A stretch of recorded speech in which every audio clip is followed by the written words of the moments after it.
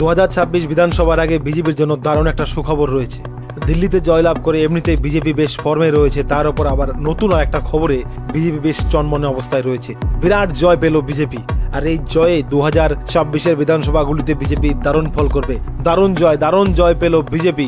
দারুণ খবর বিজেপির জন্য, একদম মাখো খবর, গরম খবর। 68 পৌরসভার মধ্যে 60টিতে বিরাট জয় পেল বিজেপি, আর 2টো আসন মাত্র সমাজবাদী পার্টি পেয়েছে এবং একটি পেয়েছে কংগ্রেস।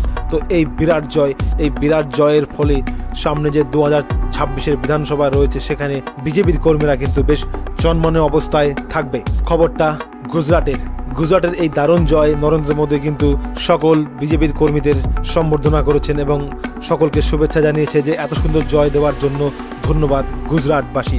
আসলে গুজরাটের যে পৌরসভা ছিল 68 পৌরসভার মধ্যে 60টিতে বিরাট জয় পেল বিজেপি, 2টিতে সমাজবাদী পার্টি, একটিতে কংগ্রেস সাফ হয়ে যাচ্ছে আস্তে আস্তে গুজরাট থেকে। সবচেয়ে মজার বিষয় হলো এই যে গুজরাটে ভোট হয়ে গেল 68টি পৌরসভায়, কোনো মারপিট নেই, কোনো হাঙ্গামা নেই, অথচ পশ্চিমবাংলায় হলে কত যে মারা যেত তার ঠিক নেই। তো যাই হোক, বিরাট জয় 2026-এর আগে বিজেপিকে বেশ ভালো চনমনে অবস্থায় রেখে গেল।